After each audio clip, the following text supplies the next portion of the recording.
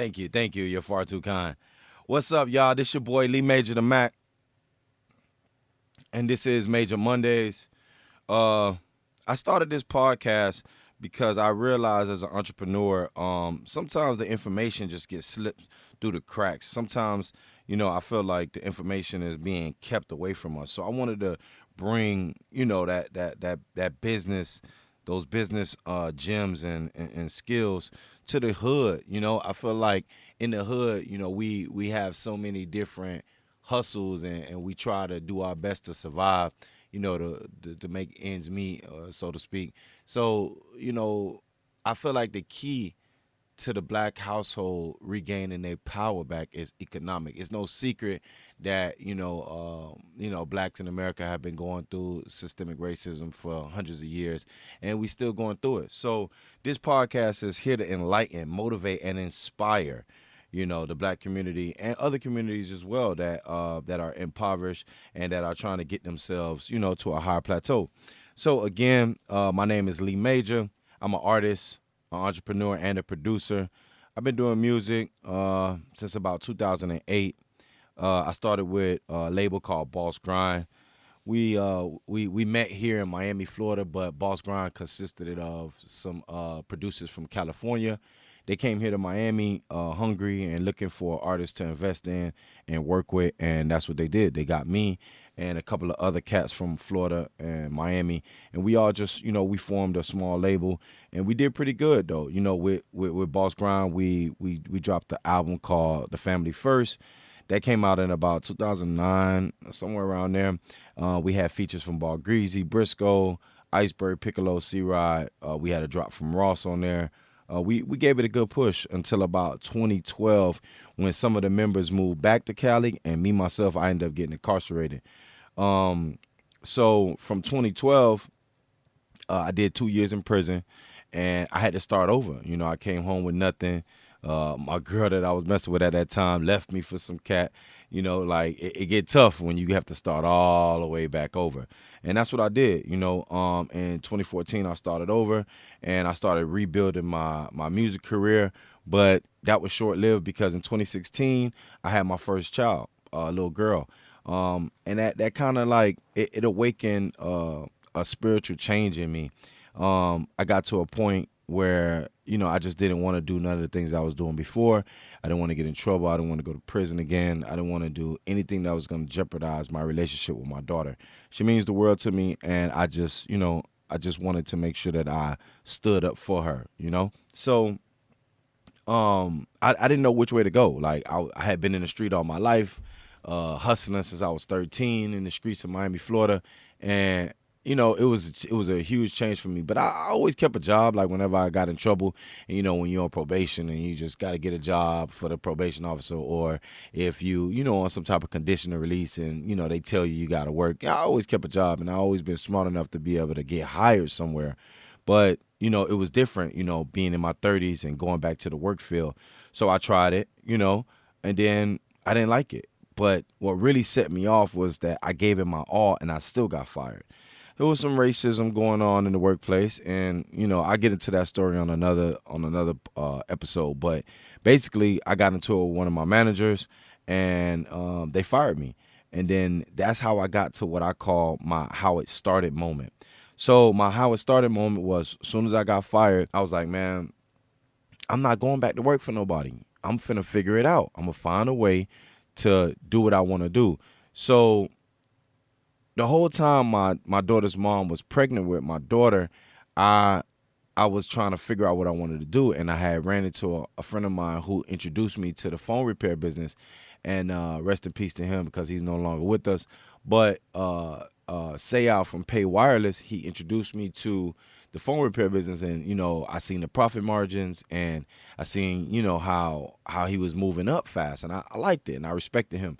So I started this thing in my mind where I told myself and I told my baby mama that I was gonna start a phone store and put my studio equipment in the back, because I had bought studio equipment when I came home from prison, and I was just using it for personal use to release my own music. But then I decided, since I got fired, I was like, okay, I'm gonna sell studio time, but I want to have a phone store in the front. So that's what I did. I had been saying this the whole time she was pregnant, manifesting it, telling her that, telling my family that, but I was still working. So when I got fired, I actually got to chase that and really, put my creativity to use, because as an entrepreneur, you have to be creative. You have to be crazy and creative. You have to find different ways to bring the money in so that way you can fulfill your dreams. So I started in a tattoo shop. I rented a room in the back of a tattoo shop. That's how I started. And I just had my studio equipment in there. And my dad came by one day and he was asking me, he was supportive. He was helping me, just get situated with the studio. So I thought I was going to do my studio thing. The phone store wasn't even on my mind, even though I had been manifesting it the months prior. So my dad came one day and he was like, yo, son, I need you to fix my phone. And I'm like, but Pops, I don't fix phones. But he remembered me telling him and other family members that I wanted to do that. So he was like, yeah, but, you could do it. Just learn.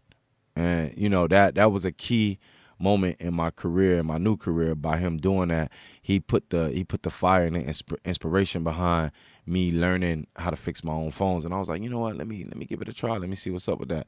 So I went down there and I went to holler at my boy Say Out. He told me what to do. I bought all the parts. And I got to it. It took me like 6 hours, and I broke his phone like 3 times. But I learned everything about the iPhone 6 model. And the iPhone 6 model is one of the base models. Everything from there and up, it kind of replicates the 6, and it got easier. So that 6 knowledge, that iPhone 6 knowledge, propelled me to turn it into a business. For the next day, after I fixed this phone, I printed up flyers.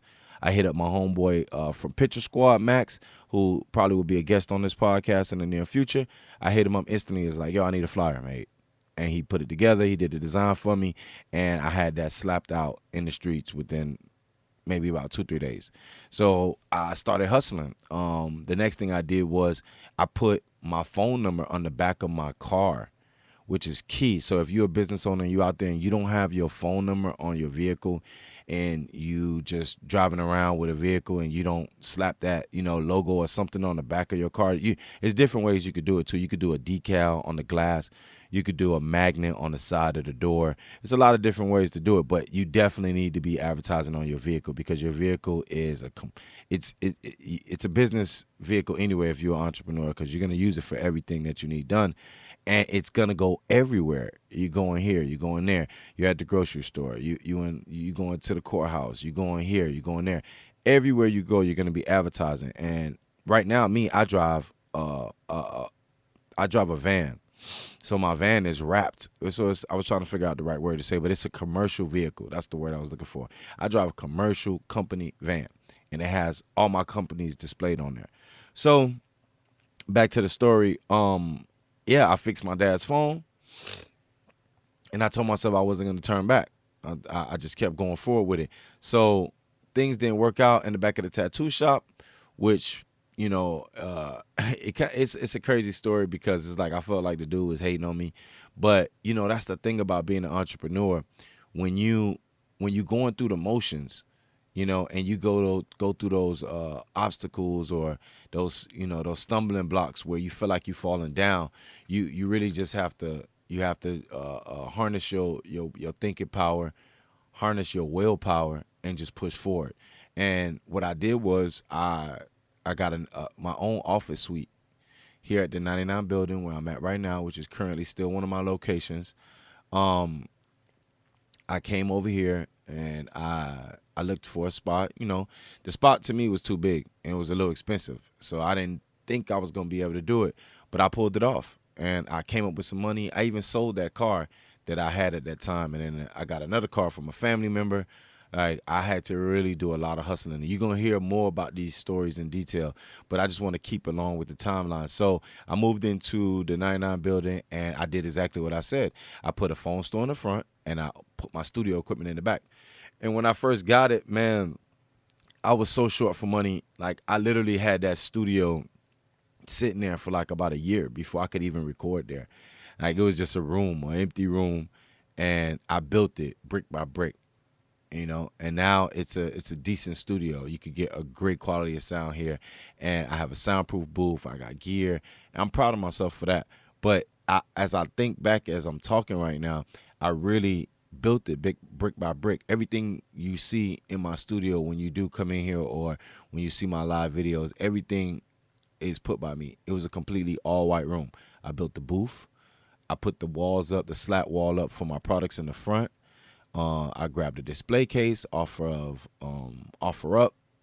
OfferUp is a great place for business owners as well. As you go on there, you might be able to bargain and buy things for cheap that could help you. Some business owners may be going out of business. People may be upgrading, and you could buy some of their old material or equipment to help you start yours. So continuing with the story, I got my place, and I was doing pretty good. And I started booking a little studio time, and I'm fixing phones, and it's all going good. But the problem with that was that as people was coming to do studio time, I realized that I didn't really know how to record good. Like, I knew how to record good enough for my sound. So if anybody who knows engineering, you know that, if your voice is the same, you don't have to change much. So I had my engineer, Vito, drop that, come in and tweak for my sound. But I just kept using the same template for everybody else, and that didn't work all the time, especially when people wanted to use auto-tune. So I thought about trying to find an intern. So I went to a school called SAE. I pulled up there, and one of the admissions director, his name is Vic. And Vic is such a cunning, smart guy, man. He got me there. He really got me. So I pulled up, and I'm like, yo, I need to get interns. I got a studio. I'm in small business. Hook me up. I thought that they were just going to find a way to make it work for me, being a small guy, trying to climb his way up. I thought they would take pity on me, but he didn't. What he told me is that, why would I let my students go to your studio when you don't even know how to use the equipment yourself? And that, I didn't like the way that sit with me. Like, that did not sit with me good, because I'm like, hold on. What you mean? Like, they could come work with me, and I'll pay them. He was like, nah, but you need to be able to be teaching them things. And that's key, because learning is power. And I'm glad that he did that, because I take that into consideration now even more as a business owner. Like, you got to always be able to teach me something. I don't have no conversation with you. Like, somebody who can't teach me nothing, or somebody who don't have things going on that's different from what I got going on, or as smart as what I got going on, whatever. Like, you got to be able to be on my level to sit at this table with me. So Vic told me, he was like, why don't you go to school here? And I'm like, I ain't really trying to go to school right now. I'm doing my business thing. I'm a CEO. I'm the boss. I don't need to go to school right now. So he was like, look, I tell you what, if you sign up for school here and you don't get in, then I'll give you interns. So I had nothing to lose. So I said, okay, cool. What I got to do? He said, first you got to take this little admissions test. And in my mind, I'm thinking, like, I ain't going to pass that, because I don't really know much about recording. I just know the basics. So I'm pretty sure I ain't going to get in. So I sat down with that mind state, thinking I wasn't going to get in. Lo and behold, I passed. And it surprised me, and it opened up something inside of me. So he was like, okay, so you passed. Now you got to do the credit check so that we could get you approved financially. I'm like, I just know that I'm not going to get in, because my credit is terrible. So I'm like, okay, cool. I'll go through the motions, because I'm going to get my interns. I'm going to call his bluff. So I fill it out. And then, lo and behold, I never went to college before. So I was able to be approved for financial aid. And that was key, because if he didn't push me, I don't think I would have went to school there. So that's how it started. I ended up going to school to SAE. That was in 2000, and I think that was like 2018 or 19 was when I did the admissions. I ended up graduating in 2020 as the salutatorian of my class, which is one step under a valedictorian. And I graduated with a 4.0 GPA. I'm a certified Pro Tools engineer now. So I could mix and master my own music as well as others. I learned a lot about live sound. I learned a lot about game audio, commercial, broadcasting. Learned a lot from SAE, and it propelled me into a new field, which I actually fell in love with, because I went there to get the interns and to get once I was in the school, I wanted to get enough knowledge to just record and mix and master. But when I got to find out about live audio and about how much money you can make doing live audio and how fun it actually is, because it's a live setup and you get to, you get to engineer for great bands.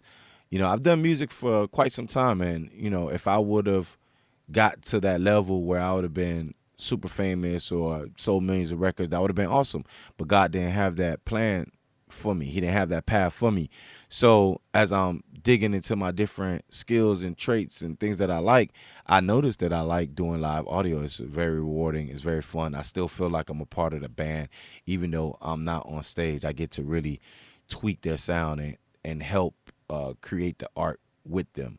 So it's pretty dope being an audio engineer. So like I said, I graduated and I still kept my store. My suite, should I say, because I didn't have a full store quite yet. I had an office suite still, which I still do have. I turned it into more of a corporate office now, but I still do recording there. And that is where my podcast will be filmed and recorded at. So I'm here now. And I stayed down with it, man. Yeah, I kept focused. I was going through all type of drama in the midst of all that. Family stuff, baby mama stuff, court cases, felonies, just everything. The obstacles really tried to pull me down, but I stayed on it and I didn't let it break me. And from there, I felt like I took a few things from that, this is what I'm going to call my 5 keys to success. Is your iPhone damaged? Come to We Fix MIA, Miami's largest black-owned repair shop. We have 2 locations conveniently located in the city of Miami and Miami Gardens.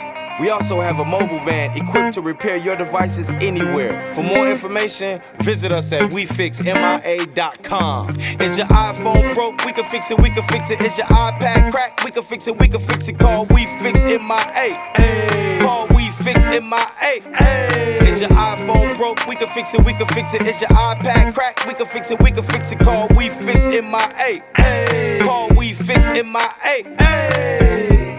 You can also find us on your favorite social media outlets at WeFixMIA.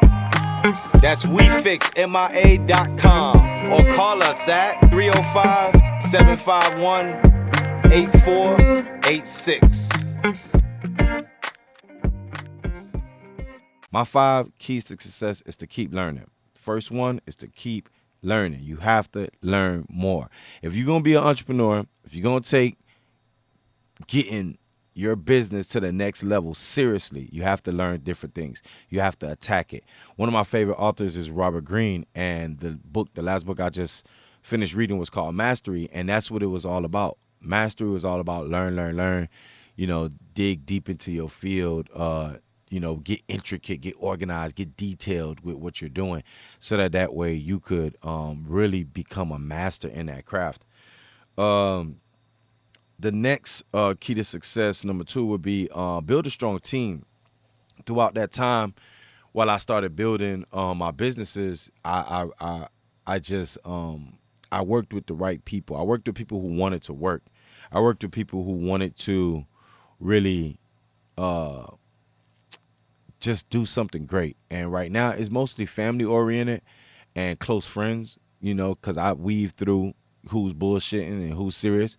So now, I got a small team, but it's clicking and it's all coming together. And then the next thing I would say is use your instincts. That's the 3rd key to success. As a business owner and entrepreneur, you got to use your instincts. Your instincts will take you so far, because those gut instincts that you feel can never really steer you wrong. Sometimes you might have to adjust on the fly, and sometimes you might have to call up audible on the play, but most of the time your gut instinct is going to never steer you wrong. And only you know why you feel that way. Sometimes you might not know exactly why, but only you know what you're feeling and how you project your business to go. So go with your gut instinct. Don't let people change your path. And the last one is to use your downfalls. No, not the last one. The 4th one is use your downfalls as stepping stones. So a lot of the times when I got knocked down, I could have easily quit. I could have easily said I'm good. I could have just went and got another job when I got fired. Like, I always use my stumbling blocks as stepping stones. That's something I remember from school, and that's real. Like, you stumble And then when you stumble, you get back up and you step on that same block and you stand higher next time. Um, and then just never, the last key to success, I put this down because it's so essential for you to be in your own state of mind. You have to be confident in your dream. You have to know that your dream is going to work. So don't listen to the doubters. Don't listen to the haters. Keep them away from you. You need to have as many positive people as around you as possible. As many positive people as possible around you, because the haters, they take up time. They take up space. They take up energy that you don't have. Since I started owning my business in 2016, I don't sleep. Like, I hustle, man. So every second that I'm wasting time with a hater, I'm wasting time with energy, with talking about who talked about me and why they in this and trying to please people's egos. Listen, just focus on the positive people. Anybody that's negative or hating on your path, you have to cut them short. So just keeping along with the timeline of my story as I, continue to introduce myself. I started that business in 2016 with the phone repair store in the front and the studio in the back. And I kept going. And now it's 2022. I still have my first location in the 99 building. I also have my van that I call a mobile location, because I'm able to use that to go to you and repair your devices. And then I have a storefront in the city of Miami, 6345 Northwest 7th Avenue, Miami, Florida, 33150. That's our first flagship retail location. We will be keeping that location forever. Even if I never make a dollar there, I'm going to always keep that location, because I feel that that's the first spot that really taught me how to be a business owner, how to go through all the steps of opening up a location and really just doing it. As I think about that, I want to say again to my friend, rest in peace, Sayal. He definitely, when I first got the 99 building, he was like, man, why you got the suite? You should have just got a store, man. You could have got a store with the same amount of money. So, and that was me being nervous. That was me being scared and not stepping out on faith. I could have. He was right. There was plenty of locations that I could have got back then, like right in the beginning. I could have got that location and started in a store. But I'm happy my path went the way it went, because I love music and I still get to keep my studio. I still get to do music sparingly. I'm venturing into movies this year and into next year. The live sound, this is like the home for my live equipment. This is where I do all my tinkering and all my experimenting. And, sometimes I just pull out all my gear here and just play the music loud and figure things out. So this is like my little laboratory, this in my garage. So in conclusion, for Major Mondays, my plan is to bring people of substance. I want to bring people to the table that, they got jewels to drop. It's going to be a lot of my friends. It's going to be a lot of people that I've worked with through the years, artists that I respect, business owners that I respect. We're going to have all different type of walks, all different walks of life on this show. And it's really for the hood. It's really for the streets. We're going to be discussing big business minus the business suits. That's one of my catchphrases for the show. It is that we will be discussing big business minus the business suits, because we all don't come from that super squeaky clean background. I told you guys already that I've been incarcerated. I've been going to jail, in and out of jail all my life. And thank God I was still able to open a business. And as I start to fight for some of my rights back, because I can't carry a concealed firearm. So if somebody try to rob my store, what would I do? So we're going to talk about all these type of things and how you can navigate and loopholes for people who need that information.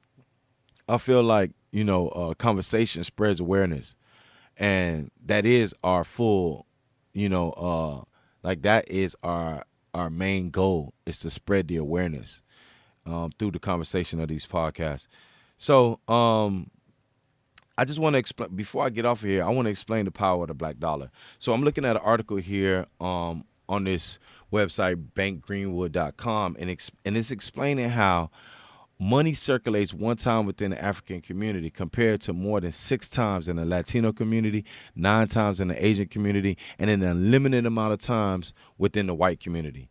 So what that means is that when each of us are getting paid, however you get money, you have a service you selling, you go work a job, that money that you get, it circulates for one day in our community. Meaning, after that, after by tomorrow, that's it. It's gone. It's going into the hands of other races, and this is why we don't have no power. You know, a lot of the black leaders are trying to explain that to us. Dr. Umar, Louis Farrakhan, they all keep preaching about economic power. So I want to speak to the hood and show you guys how you could, you know what I'm saying, steal that power back and be able to fight racism in a different way.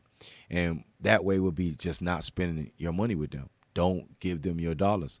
So also the article goes on to say that a study on racial wealth gap calculates that a dollar circulates 6 hours in the black community, 20 days in the Jewish community, and 30 days in the Asian community. And it also states that blacks have an estimated 1.3 trillion gross national income, but only 2% is recirculated in the black community. We have $1.2 trillion worth of buying power every year. This is every year we're spending trillions of dollars and giving it to them. So we can't complain that they're not doing things for our culture. We got to start stealing that money back and, you know, finding the black-owned businesses that are in different fields. You know, yeah, we go to the black barber, we go to the black hair salon, you know, but let's go to the black nail lady. Let's go to the black tire shop. You know, let's go to the black-owned club. Let's go to the black-owned restaurant. Let's go to the black-owned movie theater, if there is one in your city. Let's go to the black-owned whatever, you know, whatever it is, just black-owned. And that's how we're going to be able to really take back some of this power.